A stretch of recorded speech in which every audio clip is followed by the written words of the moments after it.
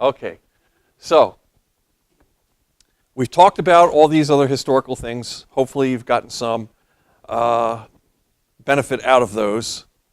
This is our last class on historical context, and it's about the destruction of the city of Jerusalem, which is the center of Jewish religion. Not necessarily the center of Jewish population anymore, because many live in Babylon, as we've talked about in a previous class. But it's in Jerusalem where all of the genealogical records are maintained. Why were the genealogies important? Because the Messiah was coming through the line of David. And so you had to be able to trace the line of David.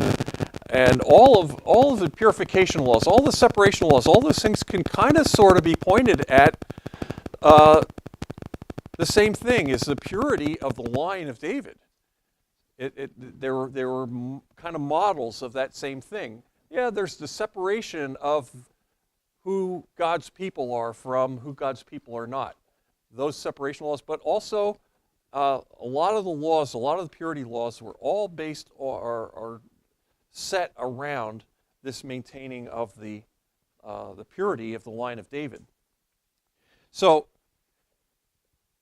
here we're going to be talking about the destruction of the city of Jerusalem years after Christ is born. We really don't need the genealogical records anymore. The Messiah is here. So we don't need the genealogies, but the Jews persist in how they are maintaining all that. So there are different ways, or there are different histories of the end of Jerusalem. I'm going to be working out of Josephus. It's probably the most detailed. You've probably all heard about Josephus. I would highly recommend that you read this book. This is called The Jewish Wars. Josephus, because we read about it, because it's ancient history, and we think, oh, okay, we know about it. This is actually a page turner. You read this, and you really can't put it down. It's horrifying, but it leads you through it. It just pulls you through chapter after chapter. Josephus. So, here we go. I wanted to start with Matthew 24. For then shall be great tribulation, such as was not since the beginning of the world to this time, no, nor ever shall be. A lot of people scoff at this notion that this destruction of Jerusalem could be that it was the worst that tribulation ever was or will be. We read this Matthew passage, and we're conditioned to think futuristically. Most of us grown up in dispensational environments, and the dispensational view is that this is future, that the Great Tribulation will come right before the return of Christ. That's our thinking, and it's easy to think that way, that, with the weapons of our day, nuclear and biological, those kinds of things, it's frightening. And it's easy to imagine that there's going to be a great tribulation. Jeremiah. For these guys, can you say when the tribulation in dispensational thinking, when does it come in relative to the rapture? Yes. Dispensational thinking is that it's a premillennial return of Christ, that Christ will come back before the millennium. Now, the millennium is described as a 1,000-year period of peace and prosperity, when things are just great. Everybody's happy, everybody's getting along, and there's just general prosperity. That's called a millennium. Millennium is a Latin term for 1,000 years. So the premillennial return of Christ is, in a dispensational system of thought, is that Christ will come back, but right before he comes back, there's a great tribulation. And things get really bad. And so it's a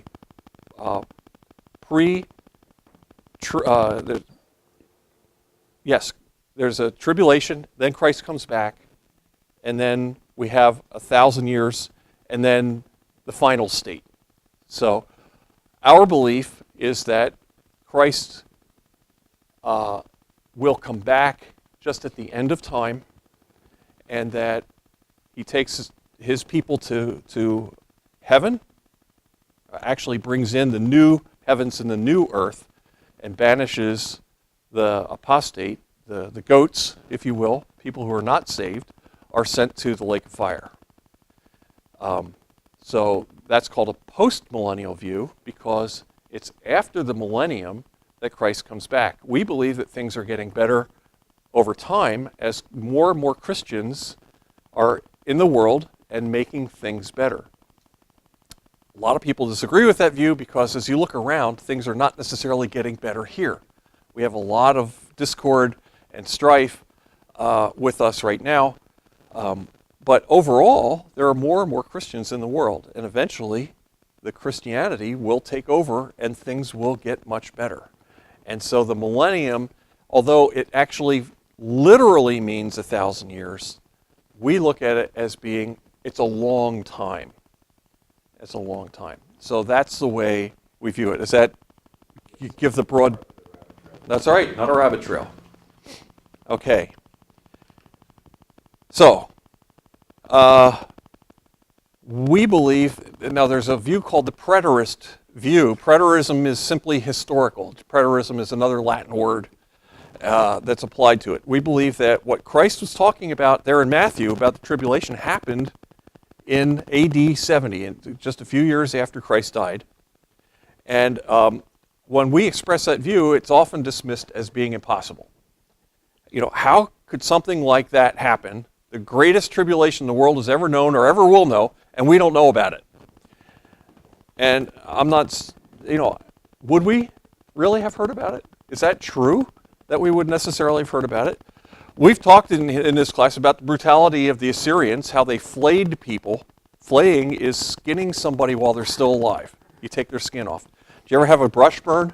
They hurt. All right, imagine that your skin's being peeled off you while you're alive. That's really, that's brutal. That's torture. They quartered their enemies. Quartering is when you're stretched out between four horses and the horses are given a giddy up and it pulls you apart. Okay? And that created great fear in their opponents. Is that a great tribulation? We know of famines and sieges. We remember from the Bible some stories about Samaria.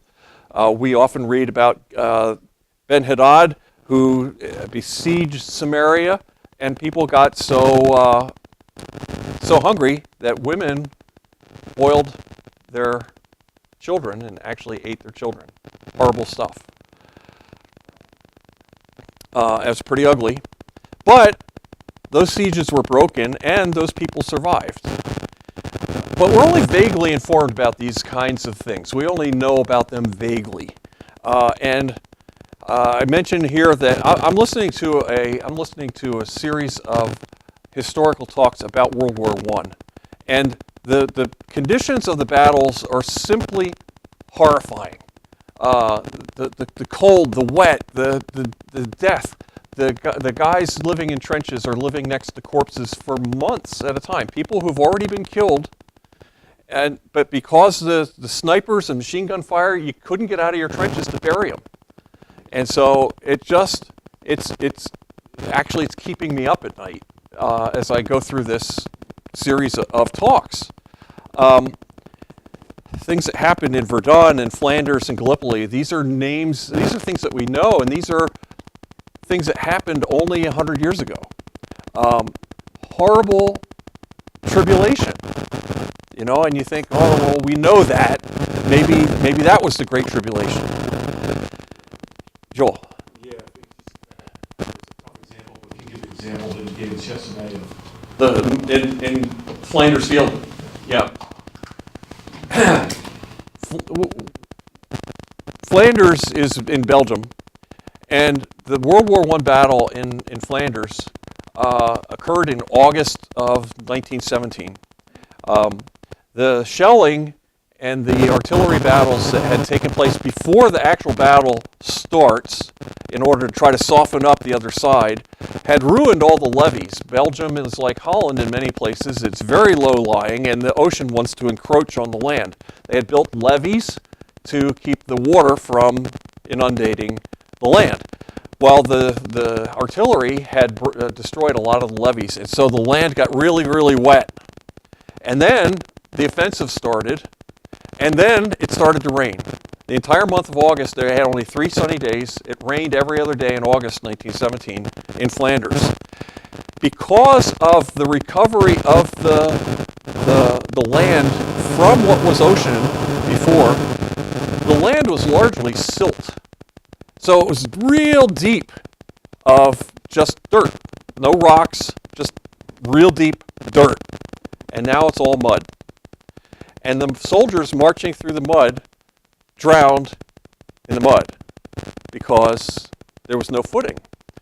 They actually had engineers in the nighttime go out and lay down boards for the troops to march on over the mud. If you fell off a board and fell into the mud, it was like falling into quicksand. And once you got into your waist, there was no getting you out. They couldn't pull you out. Horses, mules, men drowned. There was one description of marching through. A guy falls off the duck boards into the mud.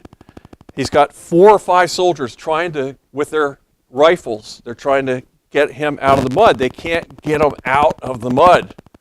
He's down to his waist, and the officers say, we got to keep moving because now, hey, you're on boards, and machine gunners know where the boards are. They're shooting you while you're messing around trying to pull this guy out. So they had to leave him. They had to leave him there.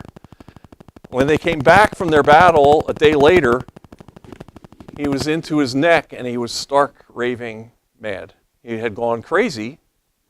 You know, first of all, he's seeing his friends shot on the boards, but he knows that he's about to drown.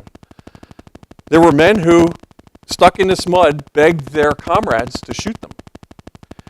There were training classes for the troops, the British and the French troops, on how to shoot your friends who were either too injured to bring in or stuck in the mud.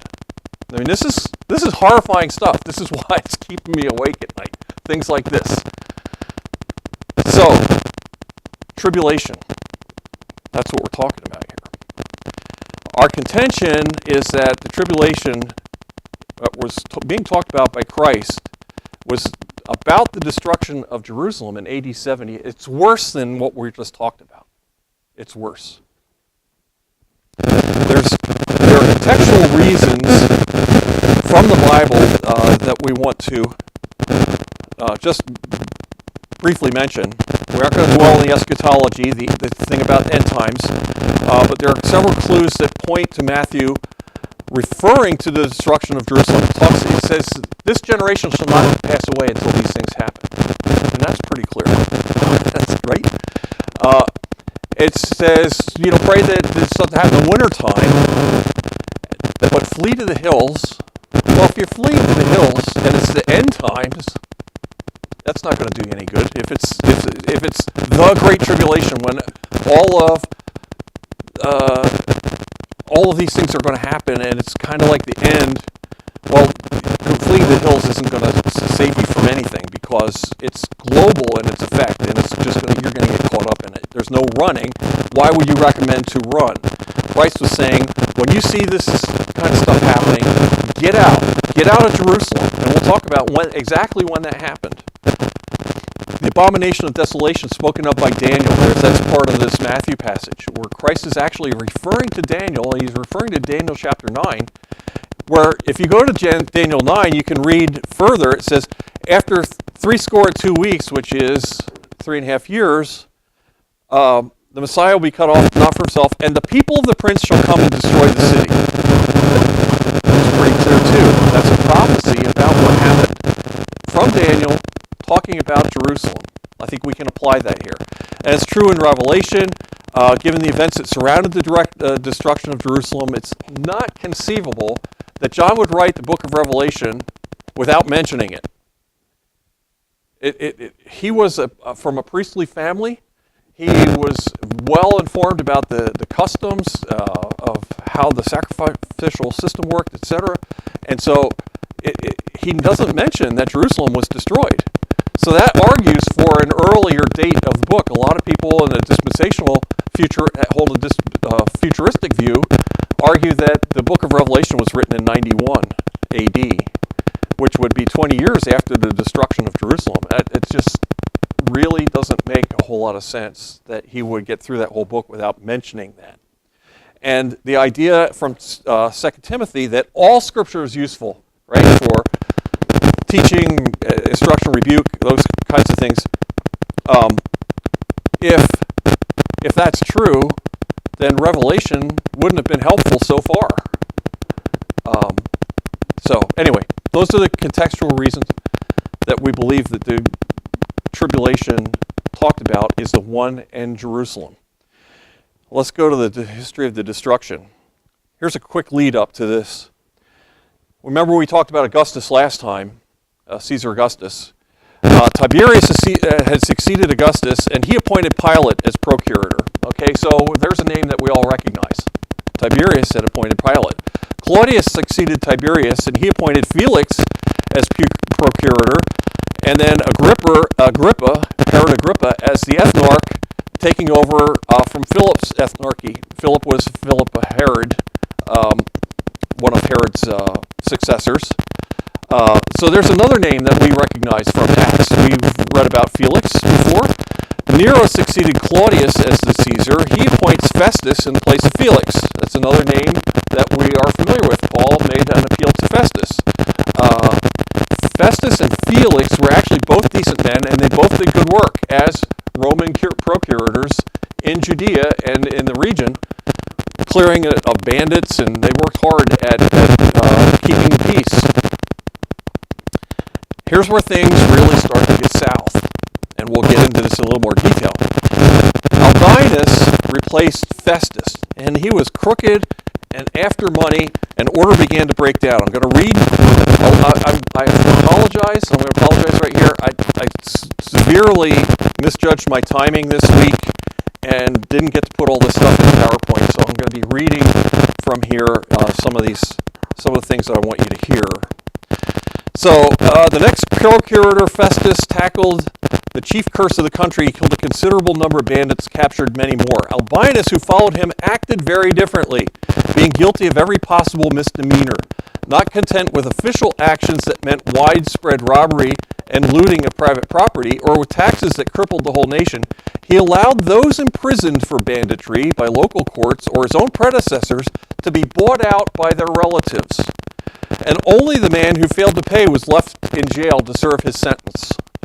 So all the bad guys got out of jail because their kith and kin bought them out. Now, too, the Revolutionary Party in Jerusalem cast off all restraint. I don't know if you remember, even from the New Testament, Simon the Zealot. The Zealots were a party who wanted to break away from Rome. So they were called insurgents or revolutionaries. The Revolutionary Party cast off all restraint. Its leaders bribed Albinus to shut his eyes to their subversive activities, while any of the common people who did not care for peace and quiet joined forces with the procurator's associates. Every scoundrel, surrounded by his own gang, went with his followers like bandit chiefs or dictators, used their henchmen to rob respectable citizens. The result was that the victims kept their wrongs to themselves, while those still immune through fear of the same fate flattered those they should have battered. In short, free speech was completely suppressed and tyranny reigned everywhere. From then on, the seeds of the coming destruction were being sown in the city. This is Albinus. Now, Albinus is replaced soon enough by a guy named Gessius Florus. He's even worse. Such a man was Albinus, but his successor, Gessius Florus, made him appear an angel by comparison. Albinus, for the most part, did his mischief with secrecy and dissimulation. Gessius boasted of the wrongs he did to the nation, and as if sent as a public executioner to punish condemned criminals, he indulged in every kind of robbery and violence. When pitiable things happened, he showed himself the most heartless of men. When disgraceful things, the most disgusting.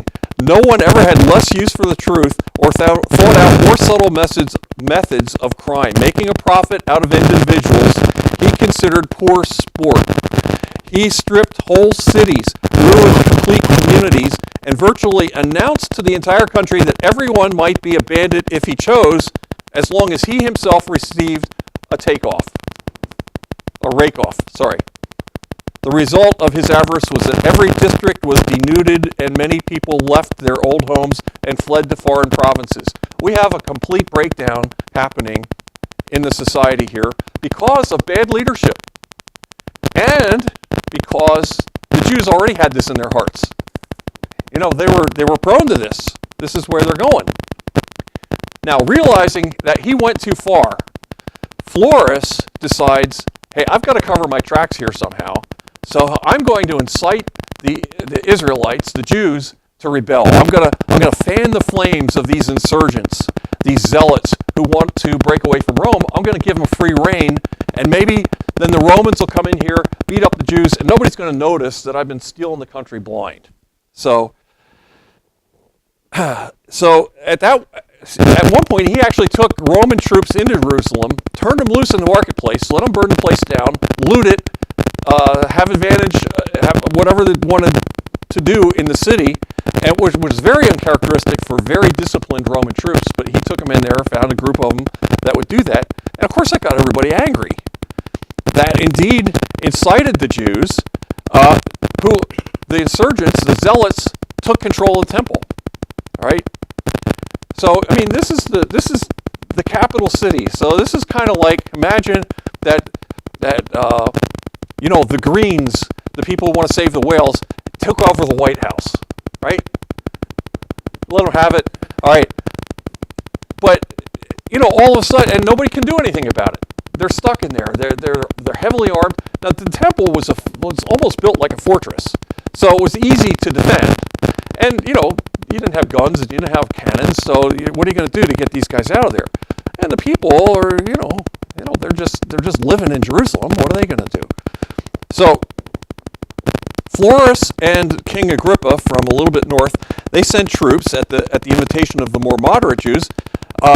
They send troops to try to get these guys out of the temple, and they get routed. They get sent home with their tails between their legs. And there was a fortress in Jerusalem called Antonia, named after Mark Antony, built by his friend Herod.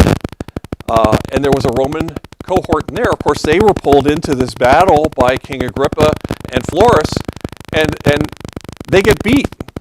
And so now the insurgents have the temple and the fortress, which is right next to it. They're connected. So things are really kind of getting out of control. They killed the high priest. The insurgents now, having sent everybody away with their tails between their legs, they start turning on one another, vying for control. They killed and abused the corpses of a contingent of unarmed soldiers who had surrendered, making conflict with Rome now really inevitable. You know that the Romans are going to come. You're starting to kill their soldiers. So, in response to their killing the Roman soldiers, Florus, who's a Roman governor, procurator, he resides in Caesarea. He didn't live in Jerusalem. Caesarea was a little bit north of Jerusalem. He's residing in Caesarea, where a lot of Greeks and a lot of Romans live. There's, of course, it's in Israel. There are a lot of Jews, but he rounds them all up and he kills them. 30,000 Jews. Now you have the whole country inflamed.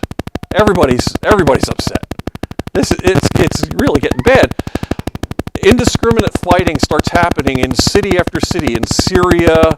It spreads to Alexandria in Egypt. Alexandria, from the times of Alexander the Great, had an enormous Jewish population, and they had been granted special privileges, and they were allowed a great deal of freedom to practice their religion as they wished. But now they're fighting with the Greeks and the Romans and the Egyptians in Jerusalem. Everybody's taking advantage of it. So things are falling apart now, even far afield. So everywhere you look, things are getting worse and worse and worse. That sounds familiar. So let me go back to that. No, I'm not going to read that. So Romans send the superior to Florus, a guy named Cestius, they send him in from Syria. See if you can figure this out. Can you put a stop to all this? After all, this is getting out of hand. So he brings in a pretty big Roman troop to try to clean this up. He gets as far as Jerusalem. Now, it's not in Florus' interests to see this thing put to bed, because he's the guy, remember, he was robbing and taking advantage of the whole country. He wants a big war. It's not his interest to see this thing put to bed. So he bribes the cavalry commanders of Cestius to advise against finishing this job. Cestius is at the gates of Jerusalem. He could go in. And inexplicably, he pulls back. All right? Now, this is the abomination of desolation that Christ warned about. The abomination of desolation is foreign troops standing in front of the gates of Jerusalem. It's not, yes, Antiochus Epiphanes in earlier years, way before Christ, had sacrificed a pig on the altar in the temple when he was a Greek guy who had taken over after Alexander. And he didn't like the Jews, and he was trying to forcibly convert the Jews from their religion, and he did despicable things as far as the Jews were concerned in the temple. And that's often considered the abomination of desolation, and it's kind of an echo of it. But Roman troops in front of the gates of Jerusalem threatening the temple is also to be considered an abomination. I'm not going to go into the details of that. If you want those, get to me, and I will get them to you. And there's adequate resources to show that. So Cestius pulls back, and this is the point at which Christians pull out of Jerusalem. They say, okay, this is what it was, time to get out. And they flee to the hills. So the Christians, almost all the Christian community here, is now out of Jerusalem because Cestius pulls back. Now, the Jews, the insurgents, the zealots, they take this as, we're invincible, and our God is not going to allow this temple to be defiled. You know, they rested on this idea that God was on their side. And it re-energized them. Joel. Interestingly enough, if you're familiar with G.A. Henry and his books, before the temple, he recognizes Christians saying, he says there's a second group of Christians. They is that their leader or their teacher, Jesus of Nazareth, exact said that someone's believing him, and he has him doing exactly that. Yeah. In his historical. Right. And anybody, Josephus goes on to say a lot of people are leaving Jerusalem at this point. They're just getting out. They see what's coming. They're just going to abandon their homes, their businesses, and get out. Once the temple was taken over by insurgents, the moderate people, the old men, you know, they're not young and they're not angry, and you know they're more reasonable. They see what's coming. They know that you can't resist the might of Rome. This is not going to end well. They're pleading with the insurgents, but they're not getting anywhere. The more active of them got out of Jerusalem. So the Jews know that the Romans are going to come back. They appoint various generals to prepare for war with the Romans. And Josephus, the guy who wrote this book, who was a Pharisee from a priestly family, is appointed as the general of Galilee. And he prepares great defenses. Now, Josephus wrote this book, and he's very self-serving. You know, he talks about what a great job he did. He talks about how the people loved him. He talked about how generous he was. He talked about all his exploits and how brave he was. But apparently he did a pretty good job because he did hold off the Romans for quite some time in Galilee, in the cities that he fortified. He's a Pharisee. He's appointed over Galilee. He describes a lot of battles. I'm not going to go through this. He becomes acquainted with this guy named John from Gischala. It's a city in Galilee, and we're going to see John again. It didn't end well. John was a scoundrel. He was a bandit, a bad guy, very duplicitous, apparently charming enough that he could worm his way into people's confidence, but a bad guy. So now we have the lead up to the war. It's done. We had this succession of the procurators who got bad. The last of those created really bad feelings among the Jews. All the restraints are off. Everybody's doing what they want to do. There's no order in the society. It makes it easy for Florus to get a war started. It ends with open rebellion and preparation for war. Now, people were really religious. This was a religious people, and they relied on their religion like a voodoo doll, like a talisman. You know, it's a good luck charm. You know, we're Jews. We're good. But they were pretty serious. I mean, when Pilate was first installed as a procurator, he moved some statues of the Caesars into Jerusalem by night, which, of course, in Jewish religion, that's idolatry. And they really protested. Like 5,000 Jews marched to Caesarea to Pilate to protest. He surrounds them with Roman soldiers and tells them to knock it off. And they say, no, I know you got to get it out. The soldiers, he has them unsheath their swords, right? And the Jews got down on their knees and went like this, you know, giving them their necks. And he said, all right, you're serious. And he did. He took out the... So that's a religious thing that they did. Did they really believe it? Or is this just, you know, a tradition? You know, that they're really serious about your traditions. Were they really believers? We read some serious stuff here this morning from Ezekiel that probably not going to get time to go back to. But it describes exactly what happened in Jerusalem. Old men and women and children being killed. Because they didn't really believe in the living God. And they were covetous. Where's all this breakdown coming from? The Romans are allowing it, but it's inside them, all right? It's inside them. They are, you know, there's evil in us, not just them. So now we get to war. Nero sends his best general, Vespasian, along with Titus, his son, to put down the rebellion. Now you're bringing legions of Roman troops. Titus goes to Alexandria, picks up 2 legions. Vespasian comes with like 4 or 5 legions. Each legion is 5,000 men. These are seasoned, heavily armed, heavily armored troops. These guys know how to get it done. Their first campaign was in Galilee, which was defended by Josephus, like we talked about. He didn't get it done easily, but he did get it done.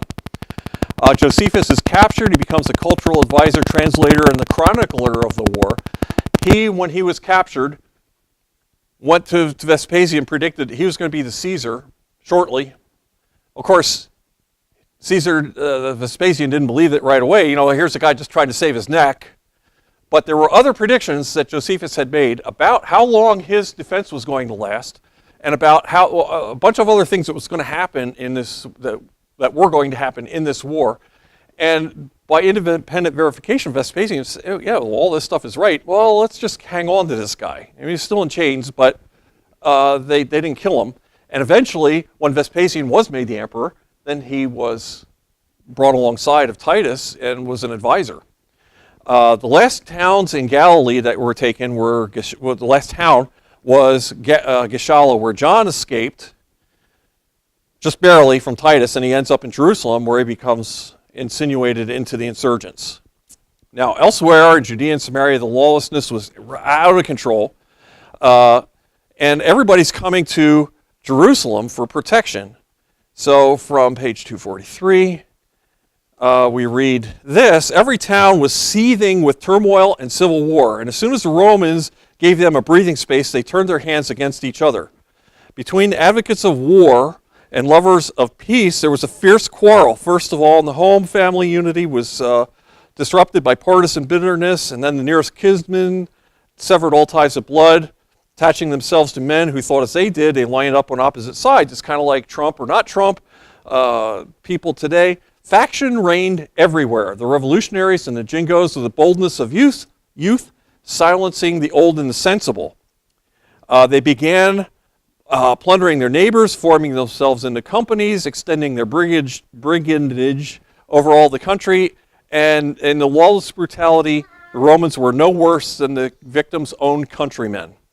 In fact, those who were robbed thought it far preferable to be captured by the Romans. That's how bad things are getting out there in the country.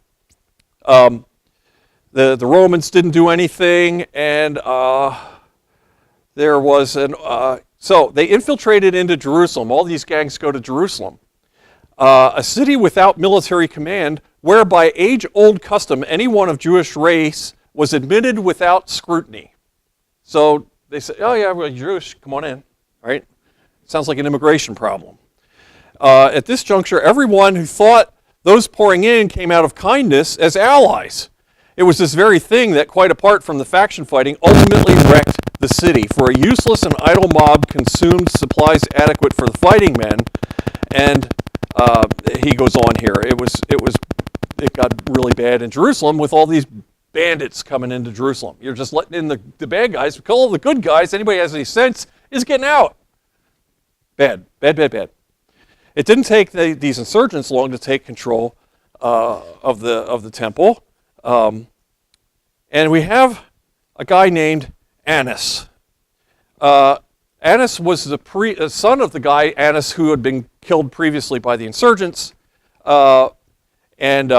Here's a speech that Annas makes, and see if this doesn't ring true to what we're going through today. How wonderful it would have been if I had died before, seeing the house of God full of countless abominations, and its unapproachable sacred precincts crowded with those whose hands are red with blood. Yet I, who wear the vestments of a high priest and answer to the most honored and august of names, am alive and in love with life, and cannot face a death that would be the glory of my old age. And so I'll go alone, as if no one else existed. I'll give my one life for God. What's the use of living among a people blind to calamity and no longer capable of tackling the troubles on their hands? This is something you said in your sermon today, you know? We're just allowing it to happen around us. You are plundered without a protest, beaten without a murmur, witnesses of murder without one audible groan. What unbearable tyranny! But why blame the tyrants? Don't they owe their existence to you and your lack of spirit? Wasn't it you who shut your eyes when the gang was first formed? A mere handful then, encouraged its growth by your silence, and standing idly by while they were arming, turned those arms against yourself. The right thing would have been to nip their attacks in the bud while they were pouring abuse on your own flesh and blood, but by your utter indifference, you encouraged these ruffians to plunder. When houses were ransacked, nobody cared, so they seized their owners, dragged them through the middle city, no one raising a finger to defend them. And he goes on through the whole litany, and then he says, yet submission to a foreign power might be put down to one crushing blow of fortune, but subservience to the scum of our own nation proves us willful degenerates. All right? Words for today. In the call to action, he called a citizen army together. He did tremendous work pulling them together. They actually came to arms. They pinned the zealots in the temple. By cunning, however, John had made himself part of Annas' inner circle. Right? He's sitting and listening to all the plans, and he gives all the plans to the insurgents in the temple. One of those plans was to call on Vespasian to come and save us from this mess that we've made of our own city. All right? And the rebels hear this and say, of course, what they're saying is these guys are traitors. So what they do is they call them the Idumeans. The Idumeans are from the south. They're not the same as the Edomites, although it's the same territory. The Edomites had actually been dispossessed by the Nabateans some years before. It's a mix of Arabs and Jews and other races, but they're mostly Jewish in religion. And they hear that the high priest is calling on a Roman to come and save the city. They're outraged. So now, you know, what the rebels really wanted was the Idumeans to come and take these people away from our door. But anyway, they get there in a terrible rainstorm. The zealots can use the rainstorm as a distraction. They allow the Idumeans to come in. The Idumeans slaughter the citizens' army because the Idumeans are fighters. They're coming as an army, and they turn the zealots out of the temple. Give them free reign in the city. Okay, so now the zealots are out, running all over the city, having show trials. The kangaroo courts. They're falsely accusing prominent citizens of treason. They're cutting off their heads. The Idumeans realize what a terrible mistake they've made, that they've been used by the zealots, and they leave. But the damage is done. And so now you have the zealots running all over the city, and the citizens' army, people who want peace, they're in trouble. They're in real trouble. With little ability to protect themselves, the rebels engaged in a rage against decency.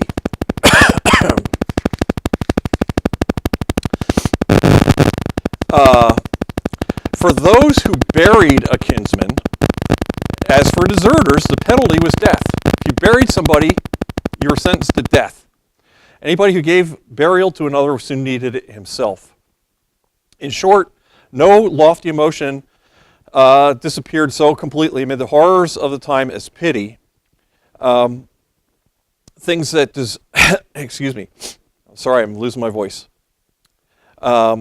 Paralyzed with fear, the survivors envied those already dead. The tortured occupants of the jail declared that compared with them, even the unburied were fortunate. Bad situation. Excuse me.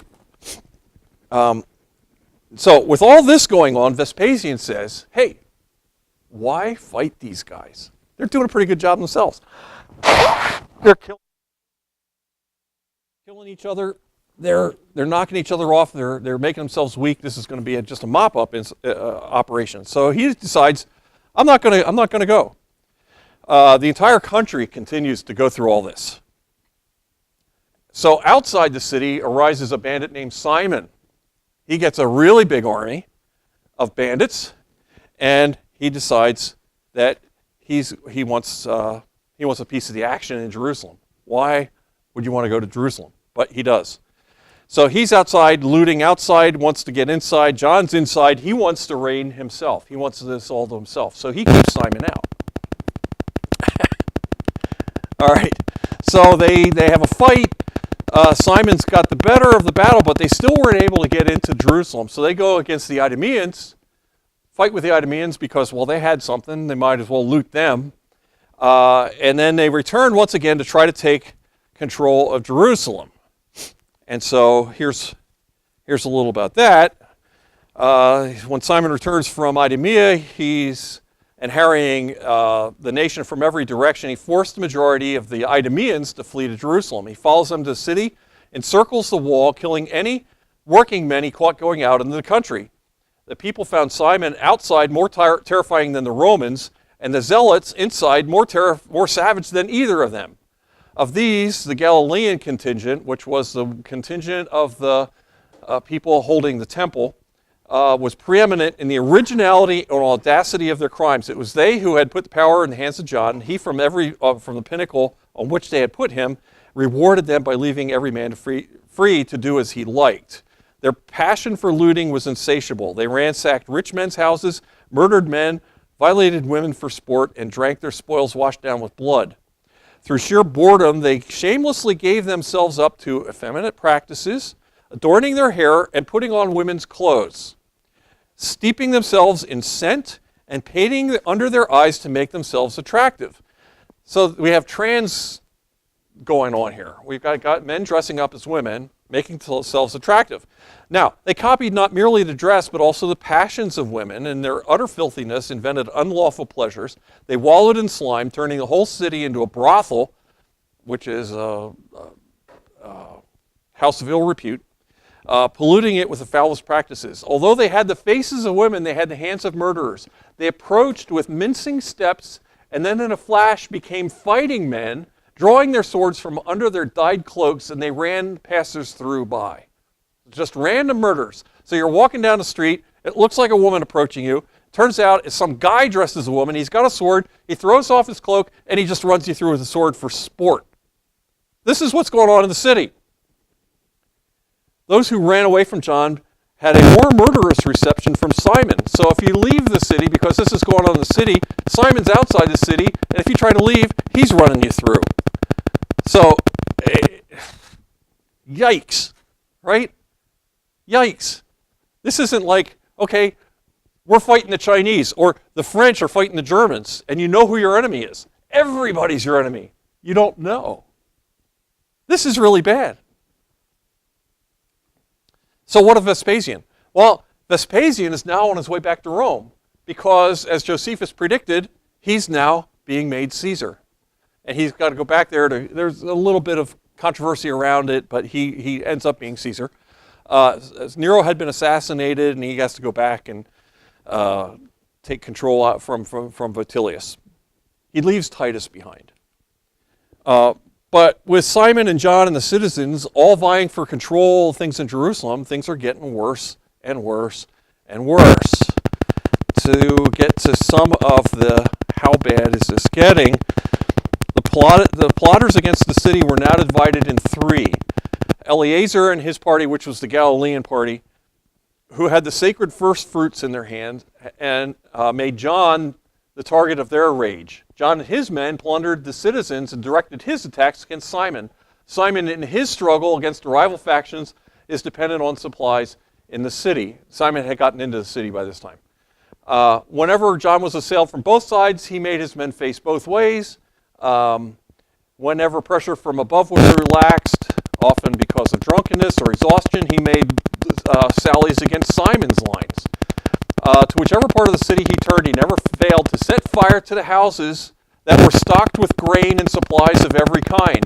When he withdrew, Simon advanced and followed his example. It was as if to oblige the Romans, they were destroying all that the city had laid up against the siege and hamstrung their own powers. The result, at any rate, was that all the buildings around the temple were burned to the ground. The city became a desolate no man's land where they flung themselves at each other's throats, and almost all the grain, enough to support them for many years of a siege, was burned. Went up in flames. It was hunger that defeated them, a thing that never could have happened if they had not brought it on themselves. So not only are they killing themselves, oh boy, I really moved myself back tonight. They burned all their food. Okay? Terrible. Just terrible.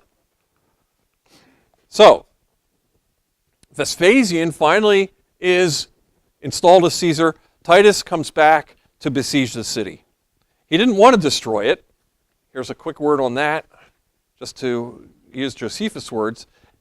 Titus really admired the temple and the city. Beautiful place. Titus captured the wall at this point 4 days after capturing the first. There were 3 walls, one within another. And the Jews had retired. He entered with his bodyguard. After his entry, he forbade his men to kill any prisoners or set the houses on fire. The partisans, he informed that if they wished to fight without harming the citizens, they were free to march out. To the citizens, he promised return of their property. His chief concern was to preserve the city for himself and the temple for the city. He did not want to burn this thing down. This is one of the wonders of the world. The temple was an amazing building. So, anyway, until Titus actually went in. Yep. How long are we talking? Are we talking in terms of days, weeks, months, years? Yeah. How long had all of this been going on, give or take? The whole thing took about 3 years, 3.5 years, from the time things really got out of control with Florus to the time that Titus actually finally left the city. It's a 3 or 4 year period of time. Yeah. So we're in the final days of it now. There are lots of battles. I'm not going to go through all those, but the siege, if you know what a siege is, it's when you surround a city and you prevent anything from coming in or going out. The siege is underway. So here's some of the intensity of the siege. As the famine grew worse, The frenzy of the partisans increased with it, and every day these two terrors strengthened their grip. Corn was nowhere to be seen. The men broke into the houses and ransacked them. If they found any corn, they maltreated the occupants for saying that there wasn't any corn. If they did not, they suspected them of having hidden it more carefully and tortured them. Proof of whether or not they had food was provided by the appearance of the unhappy wretches. If they still had flesh on their bones, they were deemed to have plenty of stores. If they were already reduced to skeletons, they were passed over, for it seemed pointless to kill them, since they're certain to die of starvation before long. Many secretly exchanged their possessions for one measure of corn, wheat if they happened to be rich, barley if they were poor. Then they shut themselves in the darkest corners of their houses, where some through extreme hunger ate the grain as it was, others made bread, necessity and fear being the only guides. Nowhere was a table laid. They snatched food from the fire while still uncooked and ate like wolves. I mean, they're becoming animals. The sight of such misery would have brought tears to the eyes. While the strong had more than enough, the weak were in desperate straits.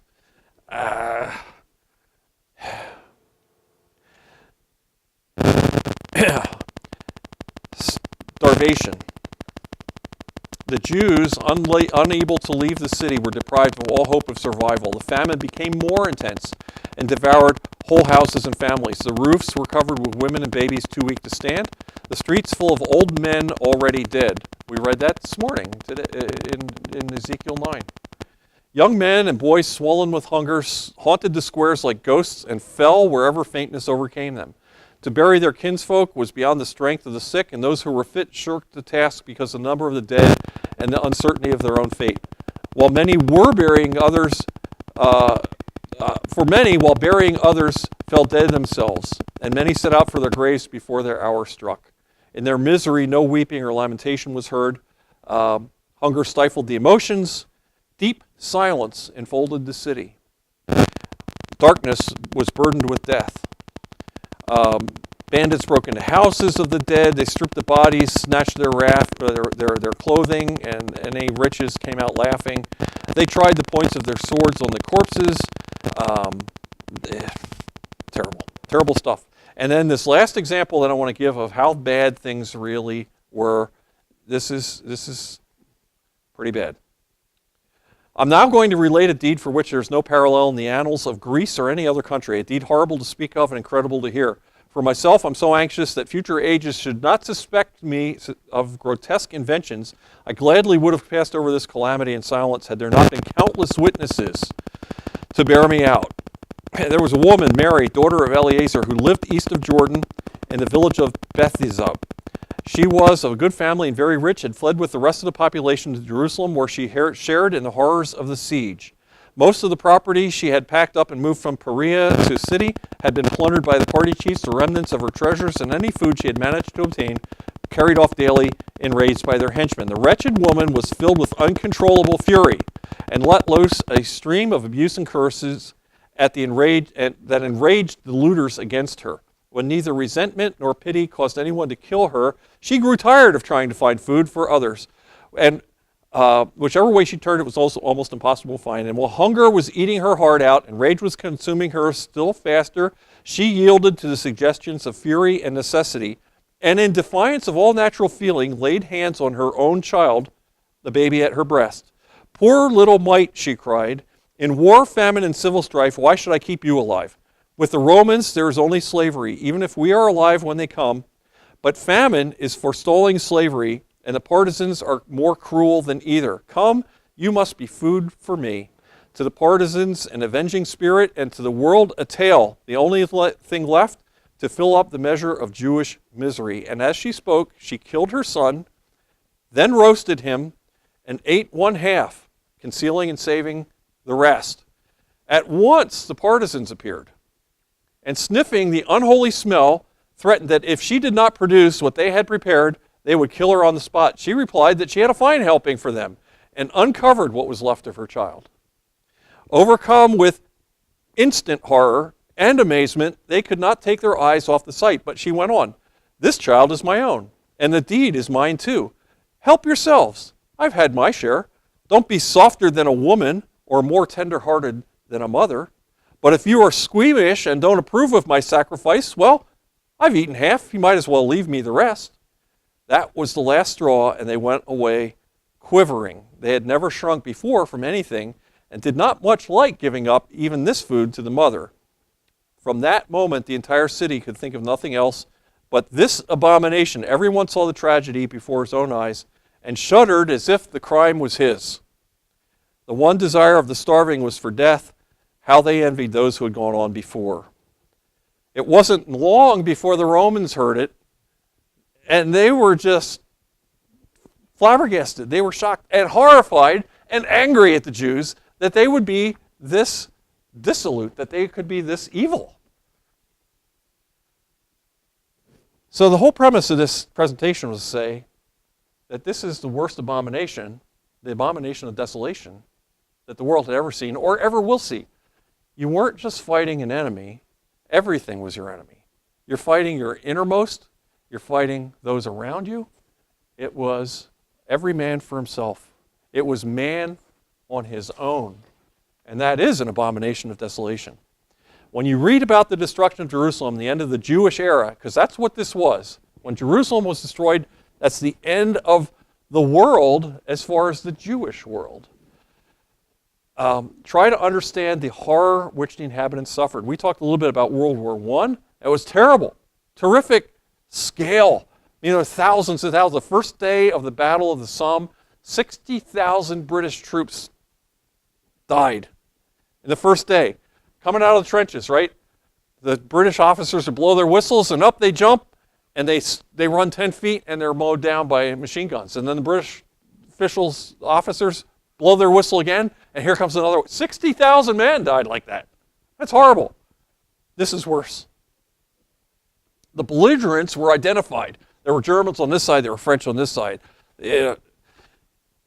3, sometimes more Jewish factions were fighting in this, and nobody knew who his enemy was. The Jews sided with the religious leadership of the day to have Christ crucified.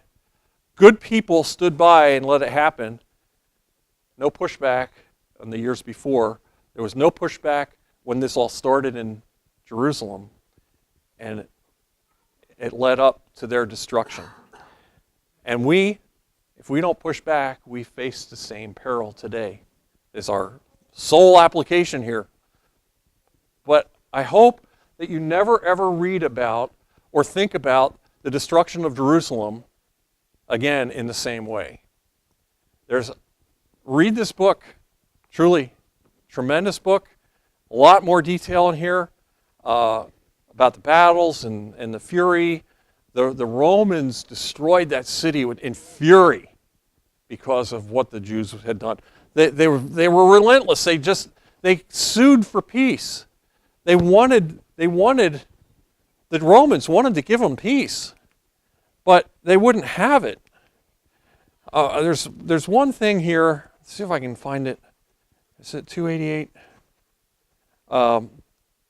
There was what amounts to a pretty nice conclusion here. 278. There it is. No, it's not there either. It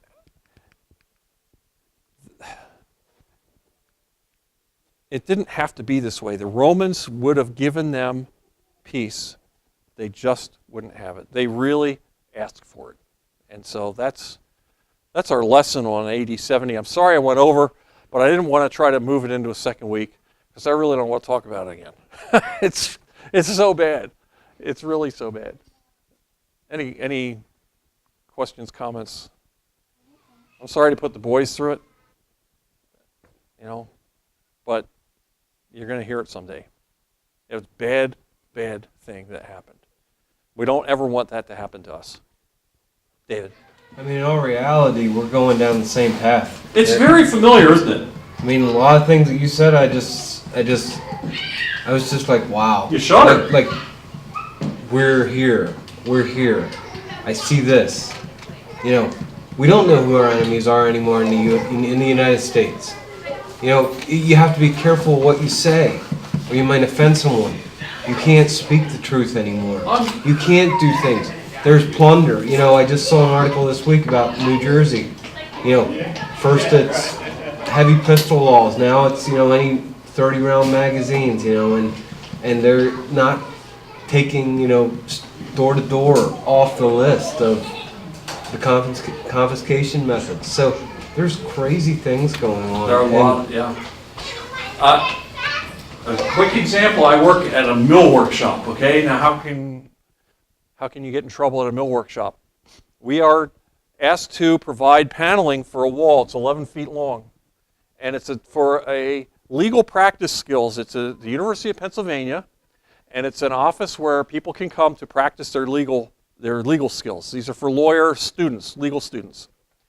And so our paneling has to have room for the letters that says legal practice skills, and we needed room above it for the name of the donor.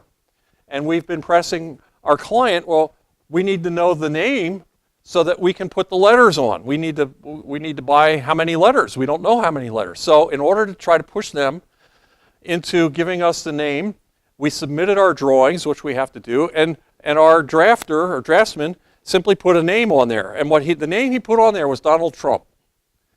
Donald Trump, legal practice skills. He got a call, our client, the man who was actually going to do the work, we were just supplying him with the paneling. He got a call from the University of Pennsylvania. He got a call from the architect who designed the space. Then he got a call from his boss, who had gotten a call from the University of Pennsylvania. And everybody complaining that he would dare to put the name Donald Trump on drawings. On drawings. Hey, they're letters on a page. They were insulted. They were horrified. They couldn't believe that anybody could be so. It's just a name. But that's the kind of stuff that's going on in this country. Partisans, faction. Well, that's what we read about all morning here. Partisans, factions, people fighting one another. Over what? These people were fighting over a city that was dead. It was dead the moment they killed those Romans. They were not going to survive a fight against the Romans.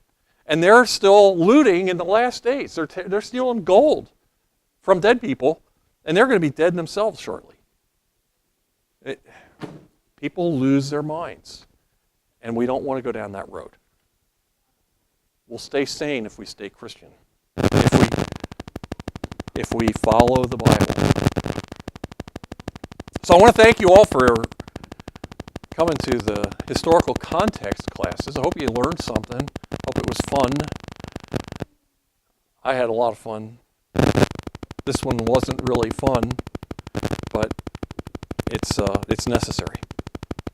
So, again, sorry we went so far over. We're dismissed.